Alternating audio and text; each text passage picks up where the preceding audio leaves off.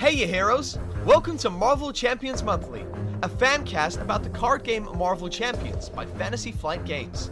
Thanks for joining us as we complete heroic deeds and thwart the villains' evil schemes.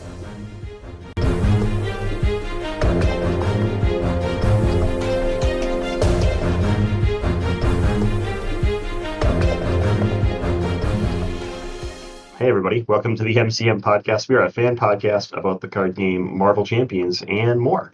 Today is going to be a Marvel Champions focused episode where we do our second episode of 3, overviewing the Next Evolution campaign box that's been out for just over a month for Marvel Champions. So last episode we talked about Cable and Domino, and we've got the same crew with us today in alphabetical order. We've got Attercop. How's it going? That's actually why it's Attercop, so I'm always first in alphabetical order. You're only first because of that. Otherwise, you'd be second. Because second is Crimson. You didn't even tell me how it's going. I'm moving on. How's it going, Crim? We'll give you a second chance. Oh, it's going. We've just been playing a ton of Starfield. Nice. And we got Hone. How's it going, Hone? Pretty good, you know. Get Marvel Champions content again, so that, can't complain about that. You didn't quit yet, team. A really good start. Yeah. There's still time. High expectations. Yeah.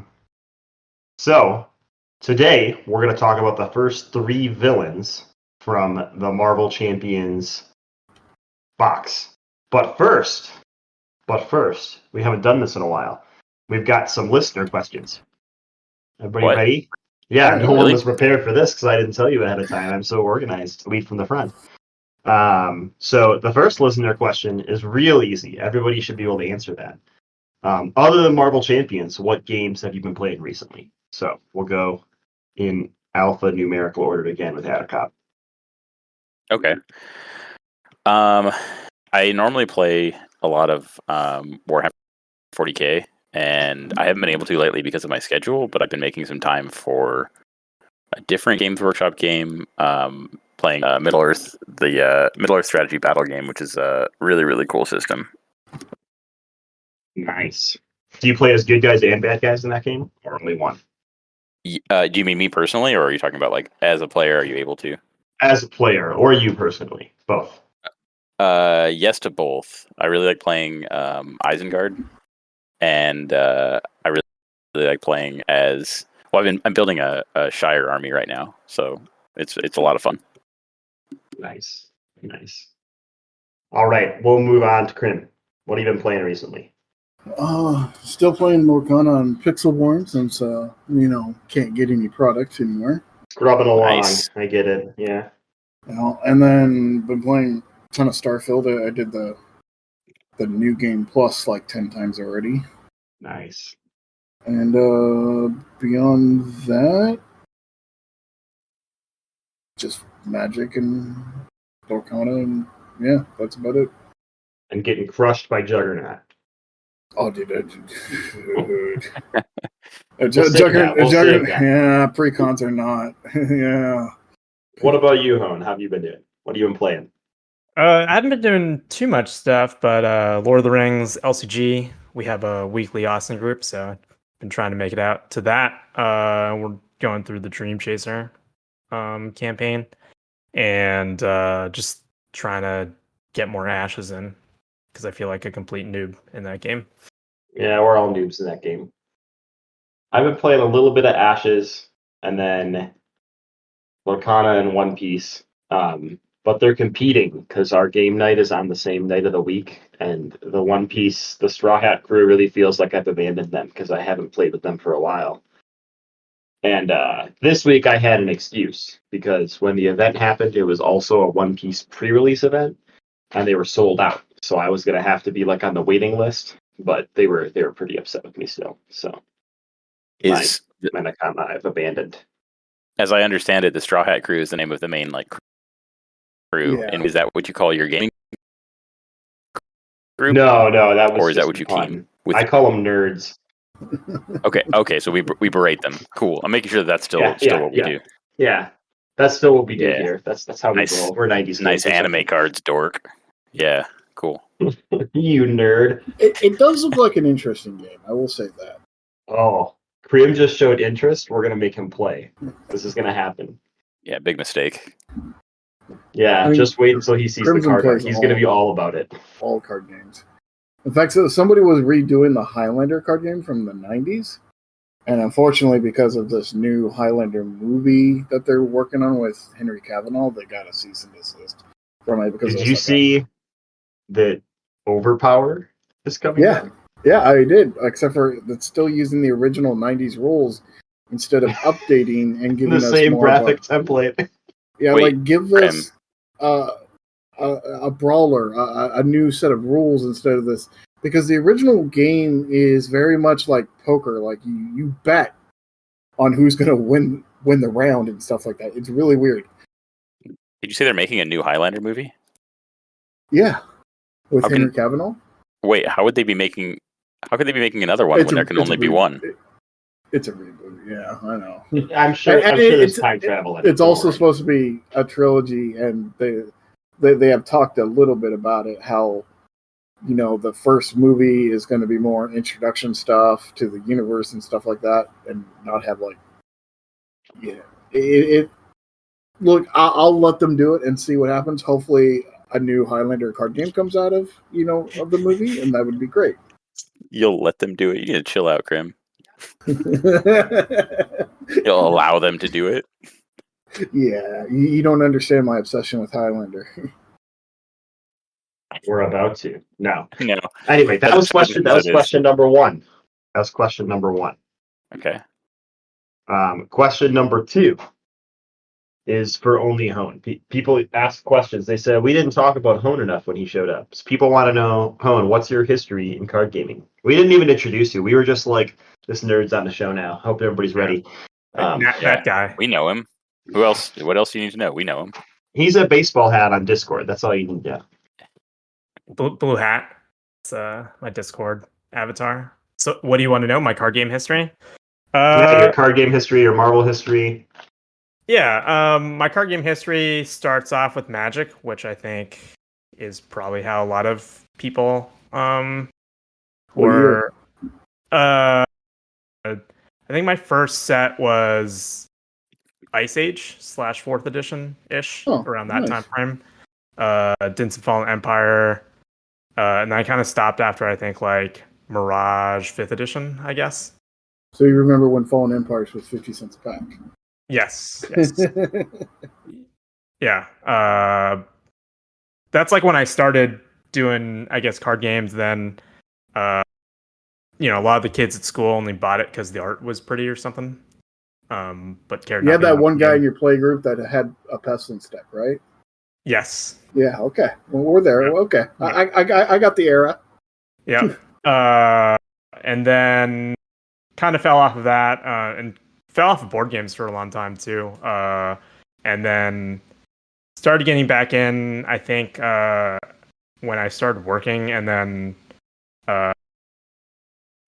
Pandemic, I guess the Gateway co-op game was introduced just at a party, and I thought that was fun working with people, and I still had that itch for like a constructed card game, and I found Lord of the Rings, the card game, at the time. I think that it was like 3 or 4 years old, around like Heirs of Numenor, I want to say was the latest cycle at the time.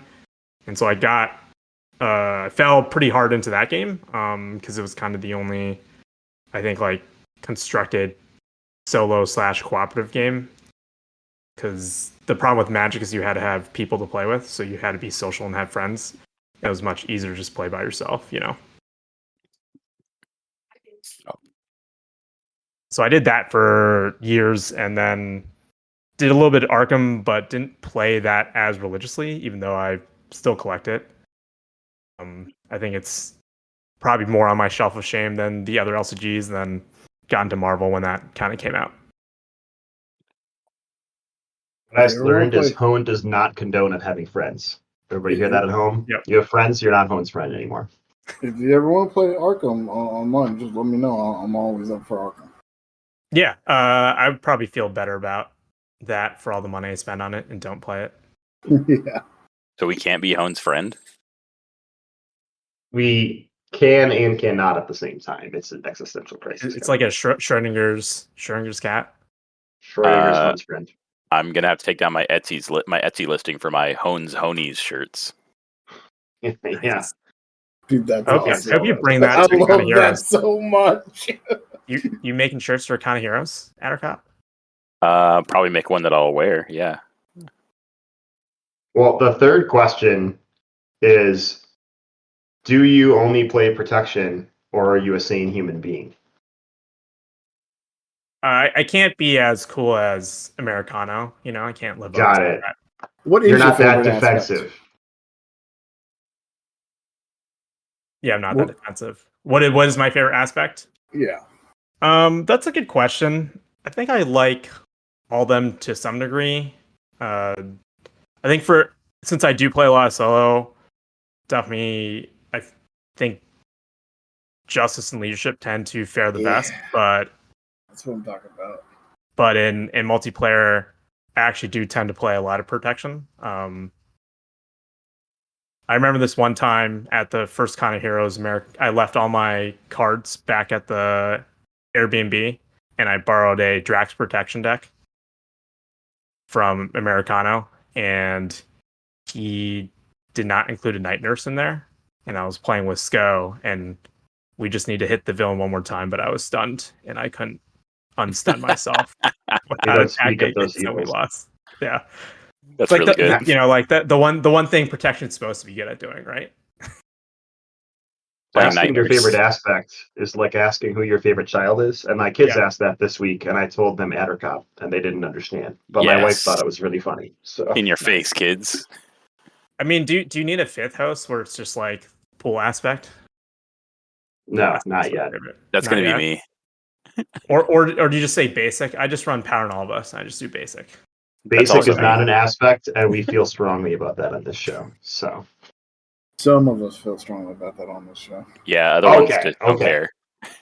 those were our listener questions. But thanks for sending them in. So if you have more listener questions, you can pop them in the MCM AMA channel on Discord, or you can email them to marvelchampionsmonthly@gmail.com, and we can ask Cohen more questions, but not the rest of us. Yeah, that's awesome. I like this. Yeah, this is good.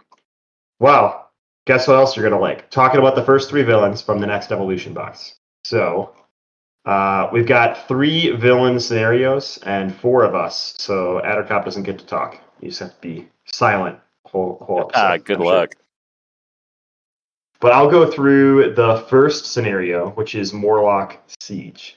And we're not going to talk through the campaign settings this episode. We'll do that next episode.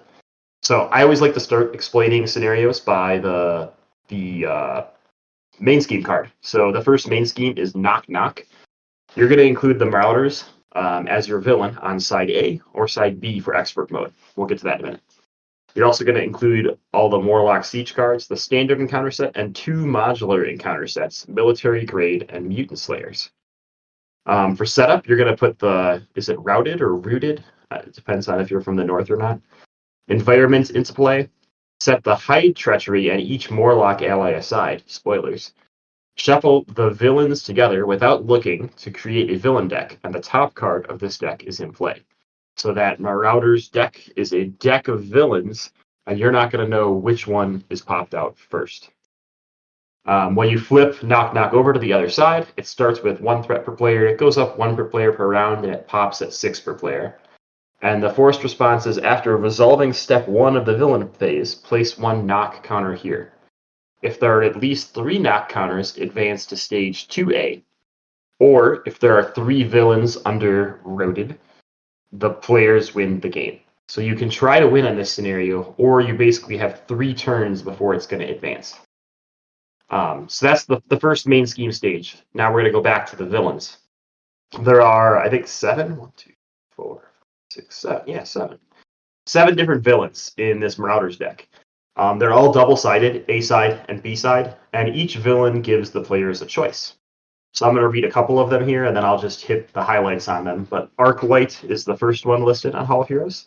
On the A side, they're a 1 scheme, 1 attack villain with the forced interrupt. When Arclight attacks you or an ally you control, choose to confuse a character you control, or Arclight gets +2 attack for this attack. And I believe, at least the way I play it, is you have to choose a choice that impacts the game state. So if all my characters are confused, I have to give Arclight +2 attack. On the B side, they jump up to a 2 scheme, 2 attack. Same sort of forced interrupt, but now it's confuse the character you control with the highest thwart, or Arclight gets +2 attack. So you've got to clear that confuse every turn, or you're going to end up having Arclight with +2 attack. And the rest of the Marauders have almost the exact same thing. They all have abilities that are when this villain attacks you or an ally you control, and they always give you 2 choices, and the second choice is that villain gets +2 attack for that attack. So the different choices, Blockbuster can gain a tough status card or get +2 attack for the attack. Chimera can force you to spend mental resources. Grey Crow discards the highest cost card you control or gets a bunch of attack for the attack. Harpoon deals indirect damage or gets an additional boost card. And Riptide places threat or gets +2 attack. And Vertigo stuns a character you control or gets +2 attack. So they basically do all the things. And it's really hard to prepare for the scenario because you might think, oh, I don't care about confusion. It'll be fine if Arclight comes up, and then you get a character that stuns you and does indirect damage and something else, so confusion matters none.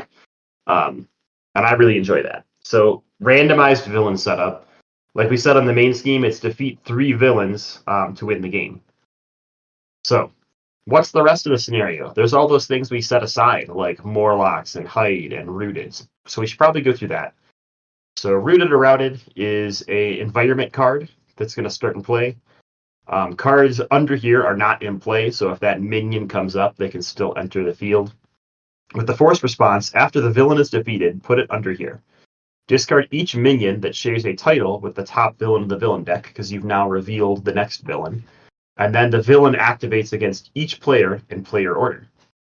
In expert mode, it's almost the same, except cards under here are not in play. The villain gates retaliate 1 for each card under here. So by the time you're fighting that third villain, they have retaliate 2, which is a bummer. Forced response, after the villain is defeated, put it under here. Discard each minion that shares the title with the top villain. The villain activates against each player again. So the retaliate's on the expert mode side. So that's always going to be in play, and you've got to defeat 3 villains and stack them under there to win the game.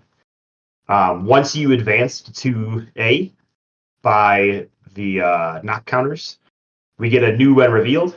Each player puts one set-aside Morlock ally into play under their control, or in a single-player game, you get 2 Morlock allies. You shuffle the Hide Treachery into the encounter deck, and you get a bonus depending on how that first stage resolved. If the previous stage advanced by knock counters, each Morlock's going to get a tough status card. So you definitely want to let it resolve by knock counters if you can. You've now got a new main scheme. 2B is Mutant Massacre. Action, exhaust a Morlock ally to shuffle Hide from the encounter discard pile into the encounter deck. Again, if there are 3 villains under Rooted, the players win the game. If this stage is completed or there are no Morlock allies in play, the players lose the game. So we cannot let all the Morlocks be defeated. So last thing I'll explain before I open it for comments and questions, and we can talk through any of the other cards people want to talk through. The Morlock allies. So each player is going to get a Morlock ally. It's a dash for its cost, 1 fort, 1 attack, 5 health ally with the Morlock and Mutant trait, with victory -1. It does not count against your ally limit, and card abilities cannot remove this ally from play, so you can't like discard it with something crazy. When an enemy attacks you, it attacks the Morlock instead. So you've got to defend either with an ally or your hero, or that Morlock's going to be taking a lot of damage to face from these Marauders.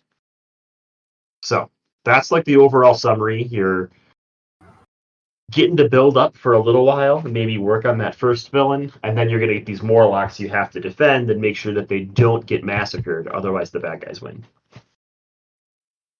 What did everybody think of Morlock Siege?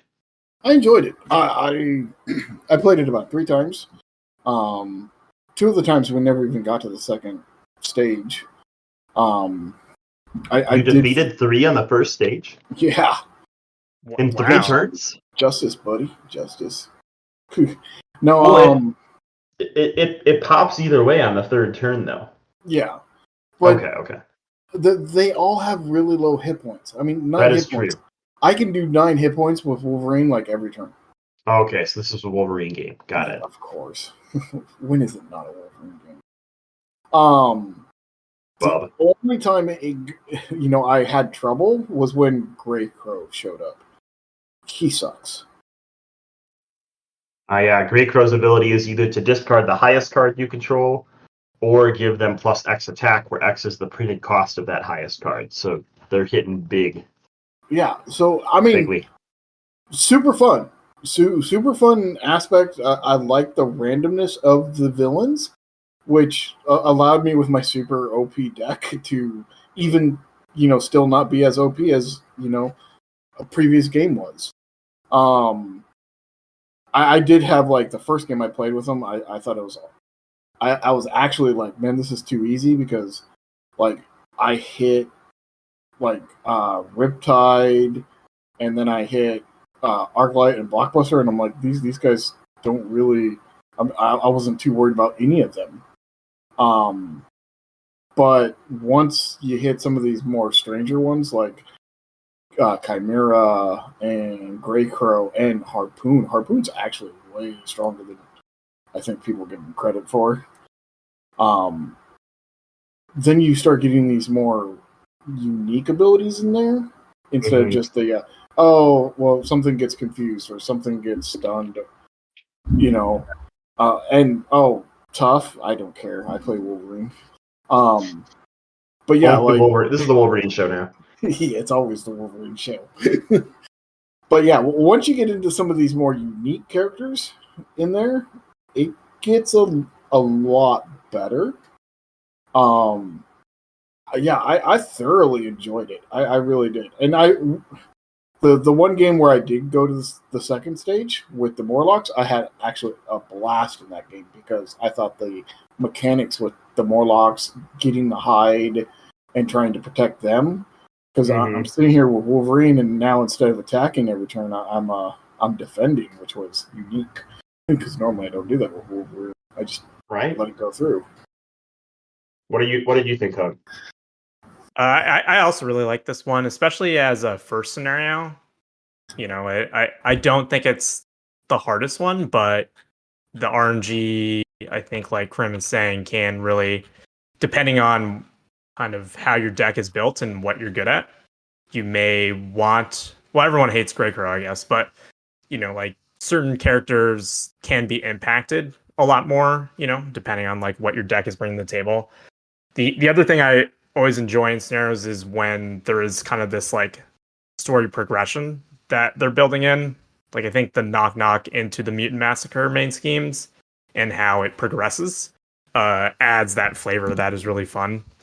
And I actually really like the routed card because it makes it so the scenario kind of levels up as you're eliminating villains, right? So unless you're playing like Hawkeye or something that retaliate too for that third villain at higher player counts where the villain health is much higher, hurts, like it's like swing to face for 2. Well, I'm not going to swing for 2 and take 2 back, like, so you're not going to do, it's a different way to kind of shut down some of that ping damage, right? So unless you can do that with range attack, you think a lot more about what attacks like you're going to use to hit the villain. Yeah, Is this go for it. Is this the premier Hawkeye scenario? Only an expert, right? You don't have that retaliate in standard mode. Yeah. Right. I guess yeah. I guess is it Hawkeye's time to shine? That question is for Dan. No, we're still waiting for that moment. Oh, okay. Sorry about that. Sorry to hear that. Plus I know. I mean, Hawkeye can always shine. Don't get me wrong. Hone said the exact right things to make it for a third episode, but yeah, not quite there yet. We got to make it perfect. I agree with both points. I haven't run into any villain combinations that felt really unfun. I've only played this once solo. Most of my games have been 2-player and 3-player. We played one 4-player game of this one. So we've never defeated it on knock knock because those higher player count health pools usually we don't all have a Wolverine turn one, and are able to knock out a villain every turn. I really also like the environment card. I like how you kind of get to choose when the villain activates against you, like because they're going to get that round the table activation, which can really change like the state of the game. And I feel like this scenario in particular is a really good example of where I feel like the balance should be between standard mode and expert mode.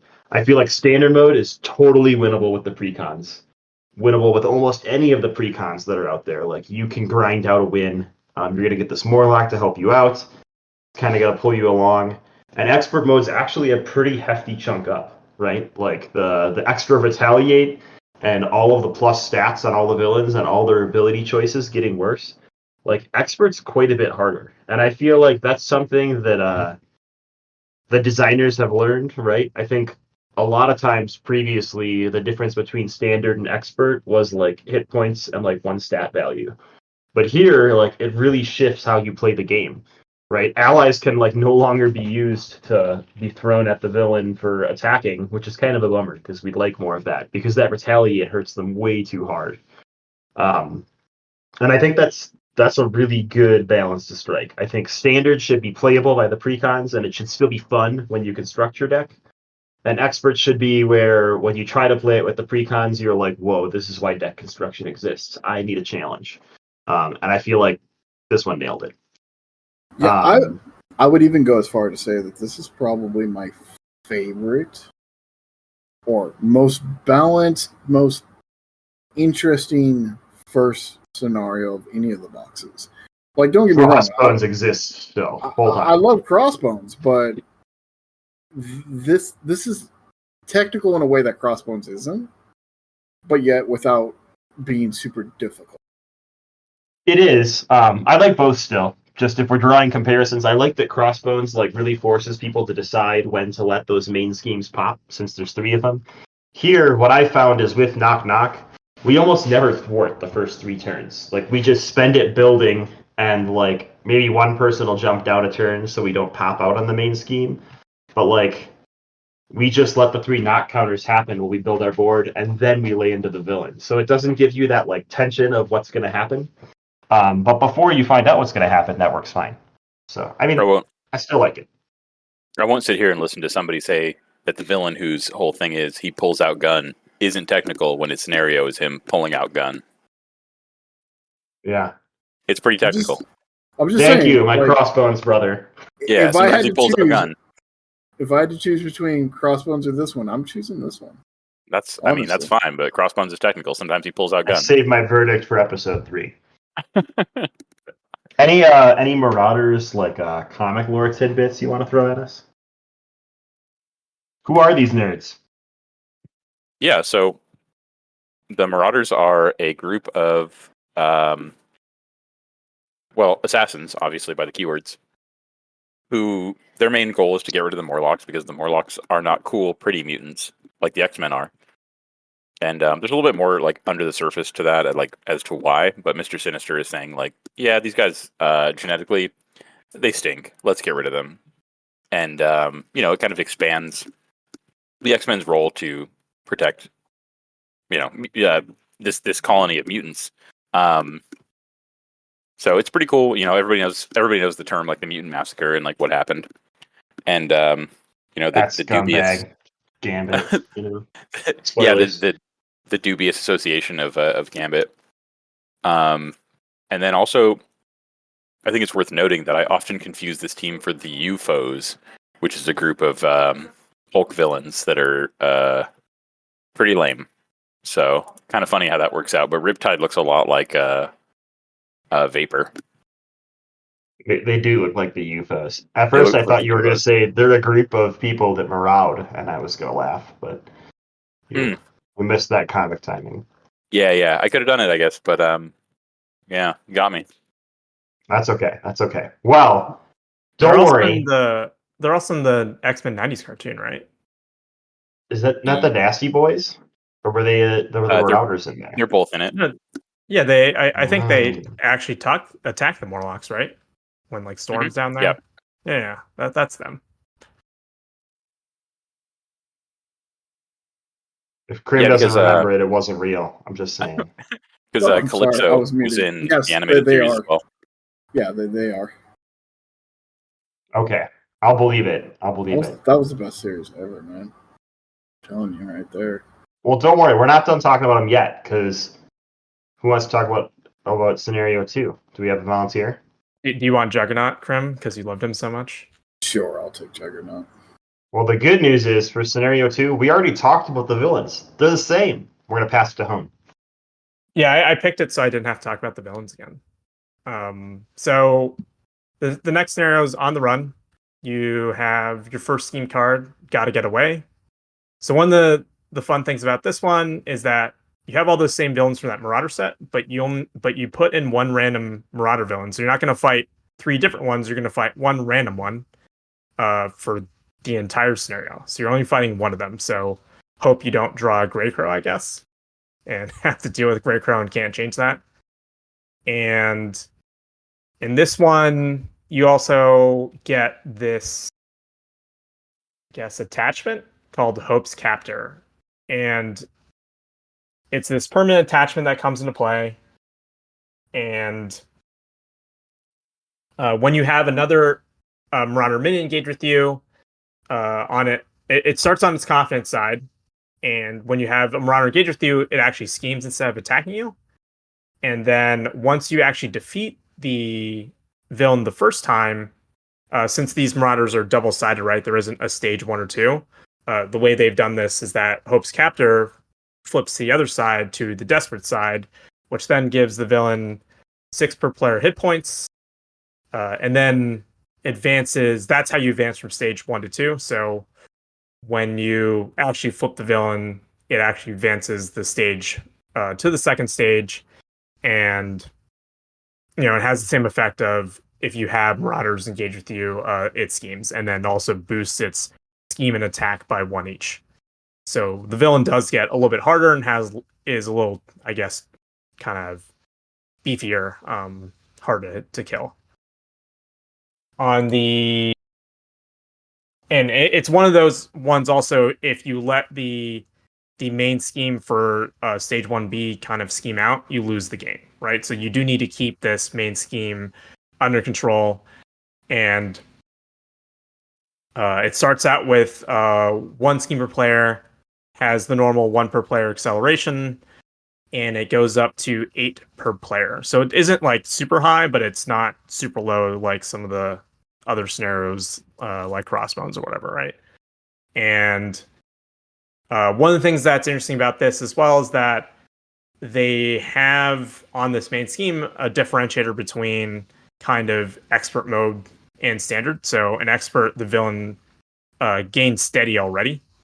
And then if you're playing on standard, all the Marauder minions come in with steady as well. So, differentiating that, and then you start and play with a Marauder minion from the get-go. Once you kind of advance stage 2, the Marauder minions gain guard on top of the steady, and then the same thing with the villain. It keeps it steady from kind of the first stage. And I think that's the bulk of it. And there's a bunch of kind of cards from On the Run that help with like adding that variability, because it has stuff that does different things depending on what Marauders are in play. So obviously you have the villain, but then you might have Marauder minions from the set that's being mixed in,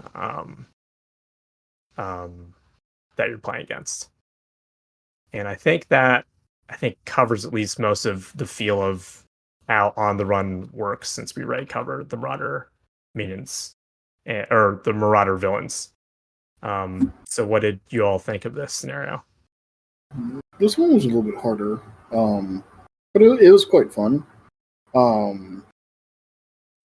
I will say felt like there was a lot of allies in this one, or minions in this one, And I know it's because you have all the Marauders as minions, plus there's like 5 new ones in this one, plus your mod. But it did feel like, or quite possible, I just got unlucky and I kept drawing them all. But I did feel like I was getting overran with minions. I think that's there is you do get the mutant slayers, which I think is the marauder minions, but then you have 2 modular sets, And then you that get the you mix nasty in, boys. and the built-in ones, one of them is the nasty boys, right? So Yeah. you're getting kind of 2 whole, large like 5, like 5, like 10 minions that are chunky, right? Like Those are the ones I remember from the show. But yeah, there were a lot of minions. I do scoff at Wolverine being overrun by minions, though. There's no such thing. Yeah. Slice them up. I guess they're beefy minions. No, they're nasty minions. Well, only some half of them are nasty. Yeah, about half.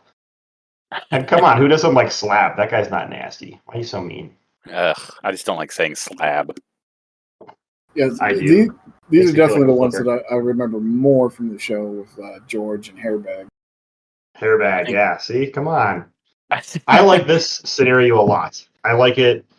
I liked the randomness in the first scenario with the 3 villains, but I like the more traditional route of having sort of like the same villain to defeat twice because you have to flip the Hope's capture card.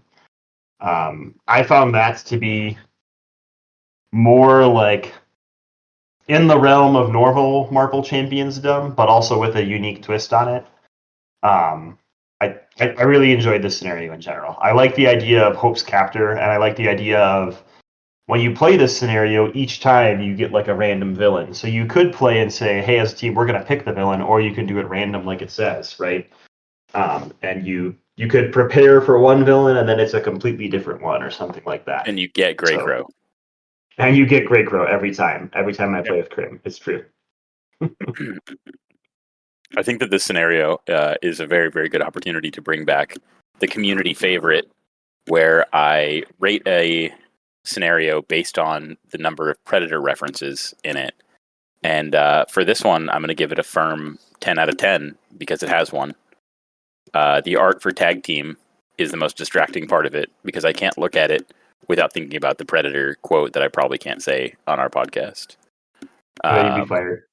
Yeah, but when they're shaking hands and stuff, it's pretty cool. So on the Predator scale, the scenario gets a 10 out of 10. Fair. My least favorite part about this scenario is I really hate the plot device that is Hope Summers. Like, that was one of my least favorite comic runs, was when they did all of the Hope shenanigans in the X-Men comics. So just seeing that Hope Summers is going to exist made me a little sad. But maybe I just won't rescue her. I'll join the Villainous podcast for a bit. I hope you change your mind. Never. Don't give me hope. It's Or your least do, favorite and thing. I'll chump block with her all day. What do you think, Cohen? Did you like this one? Dislike it? I liked it, but similar to I think the first one, like I like that the scheme progresses, like they do change it. There isn't like a big change necessarily between scheme 1 and 2, but I think it helps with the plot device, right? The difference between confident versus desperate, and you feel that a little bit more because the acceleration is actually pretty nasty on stage 2. It goes from 1 per player to 2 per player, which I think is easy to miss, but you do really feel that kind of pressure desperation, which I think is nice, or maybe not nice to play against, but fits the theme well.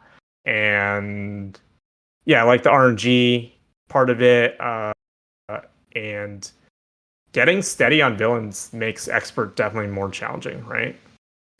And so I like kind of that trend of they are really differentiating, I think, normal and expert, or standard and expert, in a meaningful way that doesn't feel like they're just adding a bunch of surge, right? Which I think is the worst way to kind of make things harder. Totally. 100% agree. Boo on Surge.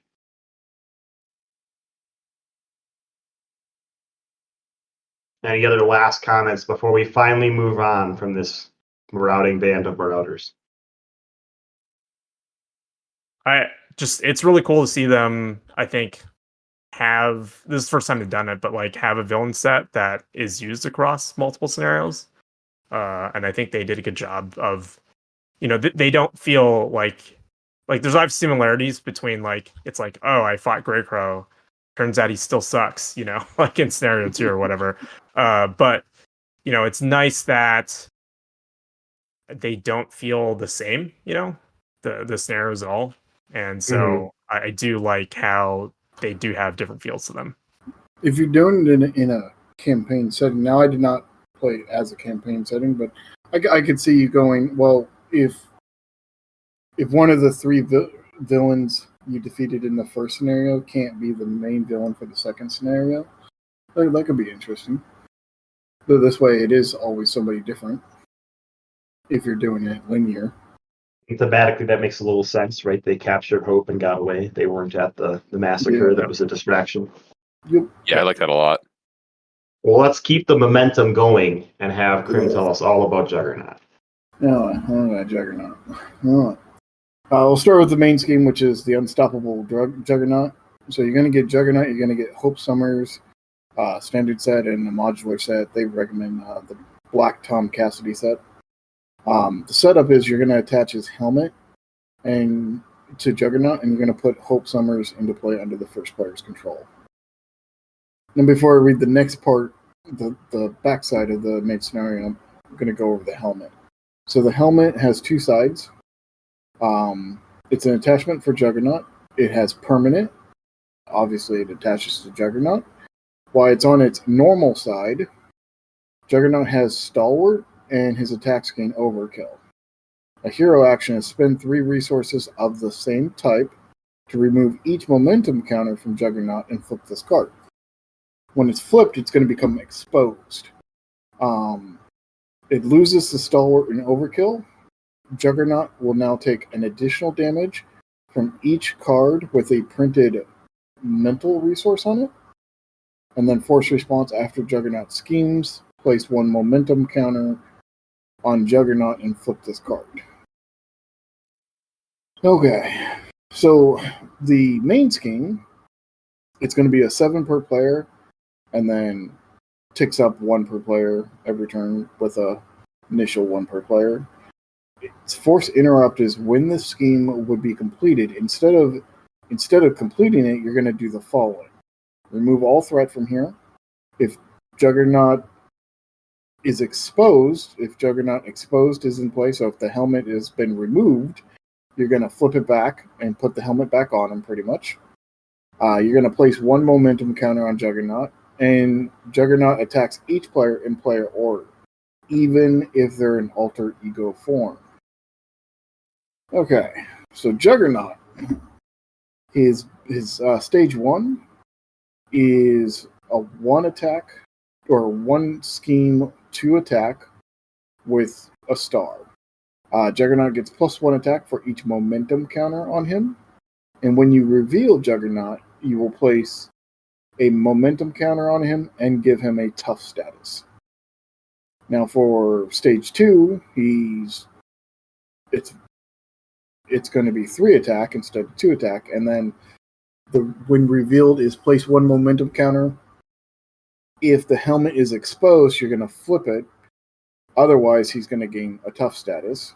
And then the expert, which some people might do, is 4 attack and 2 scheme.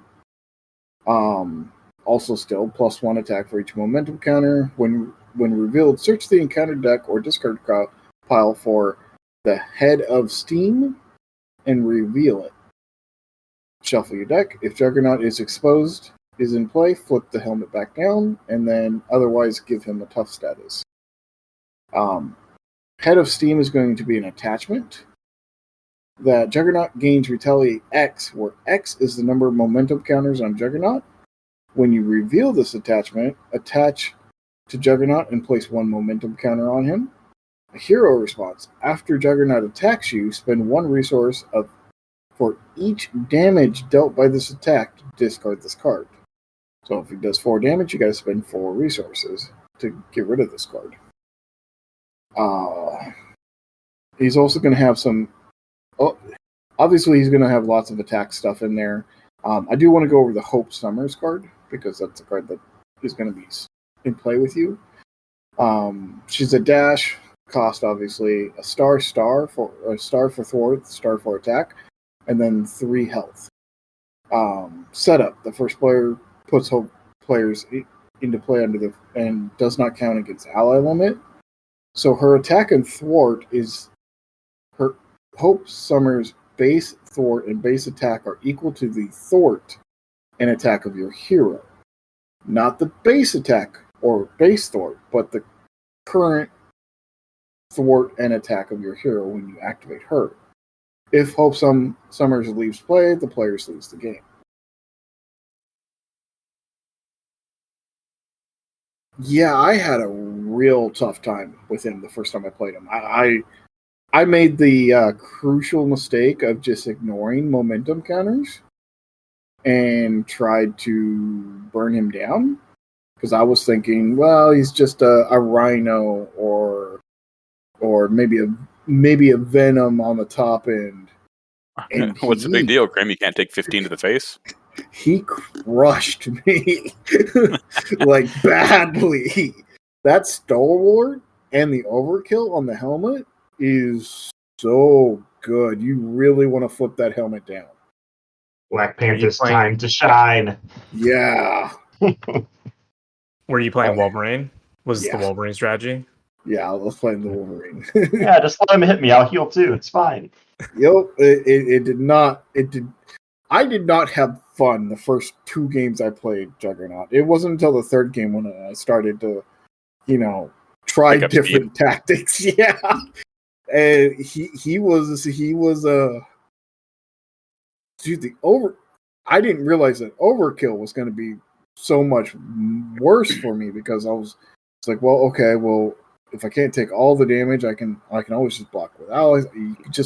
I couldn't block with allies. I was just so much damage, and because I wasn't. You'd say you hit your stride the second time through? Dude, it was more like the 3rd time through. 3rd time? Okay. And that's when you really got your legs under you. You kind of got running? Yeah, that's when you started taking the helmet off. Really pay attention to that helmet mechanic and take advantage of it. Had to learn it, though. Just one foot in front of the other, right? Yeah. Yeah, then before long, you were barreling straight through him, right? Yep, there you go. Yep. I like the Juggernaut a lot. I think he's a good scenario.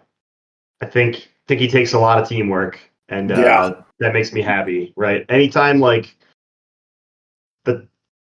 hate to use the word math it out, but there were a lot of times where our team had to, figure out, it's so counterintuitive to me, because when I'm sitting here saying it now, I'm like, yeah, who's going to pay the tax to flip the helmet? We, literally had that conversation, but it did not feel like the spaceship tax in Nebula.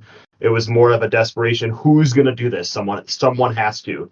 And the unfortunate turns where the helmet's on and nobody has 3 resources of the same type were very dramatic. We're passing cards to someone to hope they draw a 3rd kind, and they don't, and then we're all like, no, we wasted a mansion on the wrong person. It was wonderful. It was wonderful.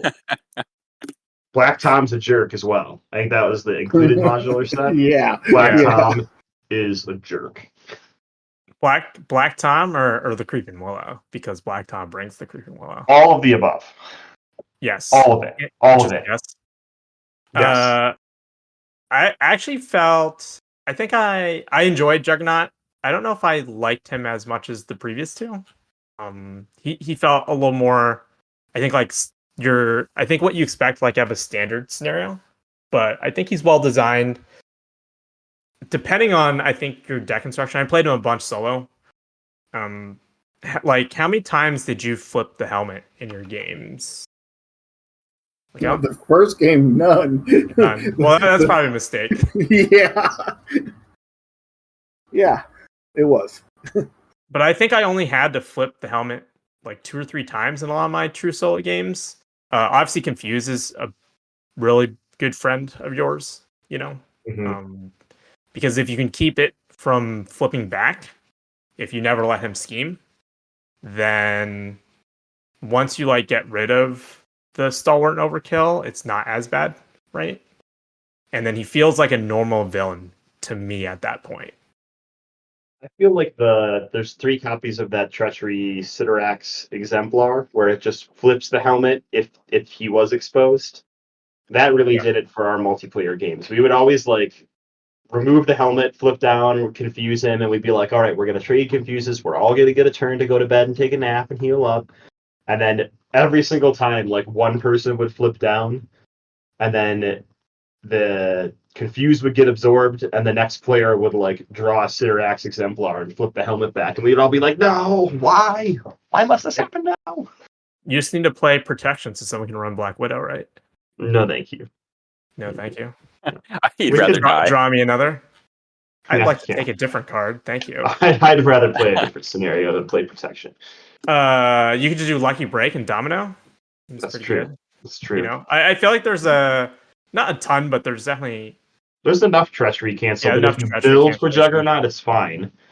Our Psylocke teams tend has- to like in our multiplayer night when we play, we don't talk about what villain we're playing ahead of time. Everybody just like claims a hero, like in our group text chain, and then we show up with our decks. Maybe that's why we're so bad. Hone has already Hone started the episode saying that he was a Lord of the Rings player. So when he says you can build for the scenario and have a great time, like that's because he played Lord of the Rings, where you either do that or you get swatted every single time.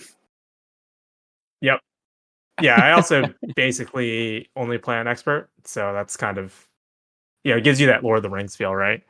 Sure. Of which version of Marvel Champions. Yeah, I think if you have good confuse, also true solo, like you just don't see that many cards in Right, comparison yeah, that's to a big four-player difference. game. So That's like fair. I'm not seeing Siderax exemplar a bunch of times in my game, right? Like I'm seeing it like maybe twice at most. Like it's definitely an exaggeration, but in 4-player games, I feel like we draw it every other round. It's obnoxious. Well, It's he only has an 18 card like set, by himself. So it's not a thick stack by any means, and he's only a singular modular, right? Like the other ones have 2 modulars, so it just isn't that big of a deck. So I imagine you did like how many acceleration tokens did you have? Many. Yeah. We're not gonna talk about it. We Not won. gonna- That's all that matters. There might have only been 2 heroes left at the end of our 4-player game, but we won. Nice. Made it through. Left I bodies do- on the way. I do think they balanced it well in the sense that when you do spend that 3, it removes every single momentum counter. So it doesn't matter like how high you stack it if you can remove it. Yeah, the one thing I wish was a little bit more like dominant in Juggernaut scenario is the first couple times we played it, we thought it was going to be a really cool risk-reward scenario. But being the control the board, typical conservative Marvel Champions players we are, we pretty heftily just constantly flipped the helmet and tried to confuse and flip down.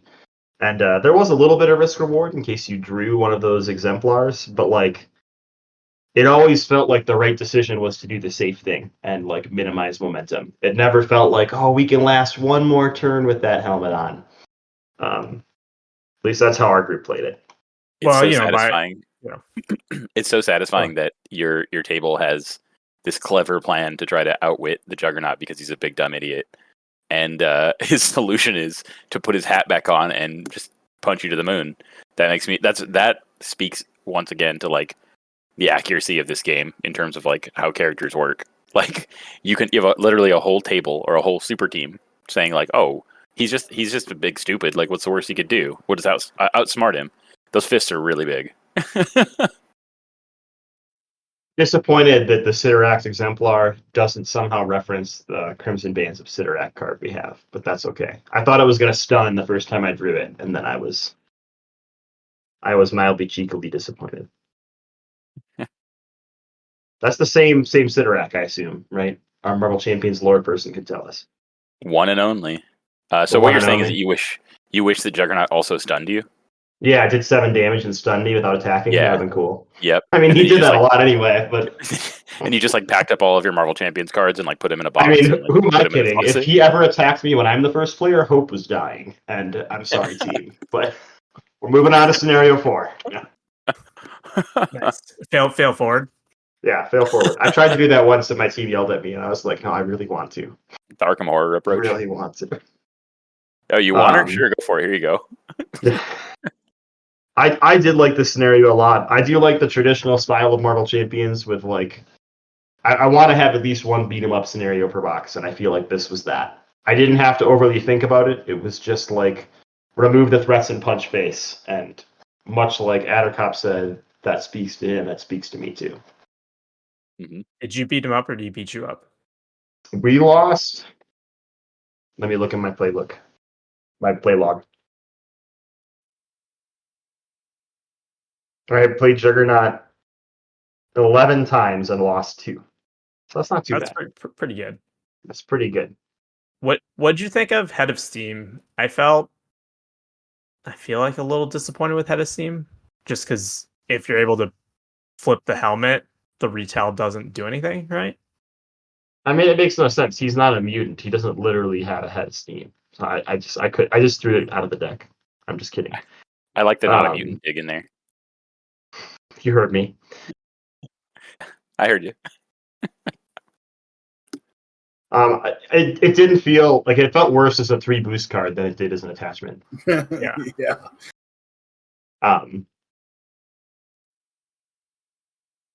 Yeah, I think that's probably the biggest miss for me was the flip to stage 3 and having that Head of Steam being like, wait, am I missing something? I can just flip his helmet. And this now has a retail 0. Like I never care about basically the response on this card, right? Definitely keeps that helmet. You definitely keep that helmet down when that card's in play. Yeah. Yeah, it's nasty if it does go off, but I didn't feel like it went off a ton. I loved the art for this set. I really expected when we took the helmet off for him to have the exact same expression with the helmet removed, but they kind of changed his face a little bit. I'm a little sad in that. But it's okay. It's close enough for me. I actually really love the art for Juggernaut and his cards. The only one I can't handle is building momentum because it reminds me of that Fear Itself arc where like Colossus became the Juggernaut, or maybe Juggernaut became Colossus. And for some reason, every time I see that card art, I think that's what it is. And then I see that it's them like facing off, and I'm like, oh wait, no, I'm just looking at it stupid. But I can't unsee it. I just can't. I think my favorite art is Trample with Deadpool riding him. Yeah, my favorite that's a really is good one. The Expedar one. I just like that picture of it. Actually, I really like Ground Pound and how scribbly it is. It's like very comic booky to me, so I like it. Anyway, enough fawning about Juggernaut's art. Although if you can keep doing that, we'd be happy, FFG. That's our wrap up of the first 3 scenarios. So we've got one more episode to go over next evolution. Next time, we're going to talk through the final 2 scenarios and our thoughts on the campaign, and then we'll do our ranking where we rank it amongst the boxes. Is that our favorite box? Is that our least favorite box? We'll rank it for like fun factor, for challenge, and I don't know, theme or something like that, and we'll see. Yeah. We'll see where everybody puts it. So until then, just put your head down and keep plowing into Juggernaut, and we'll see you next time. Thanks for tuning in to Marvel Champions Monthly. If you liked this content, be sure to like, subscribe, or leave a comment on the video, letting us know what else you would love to see from the world of Marvel Champions. You can also join us on our Discord, or support our work on Patreon in the links in the description below.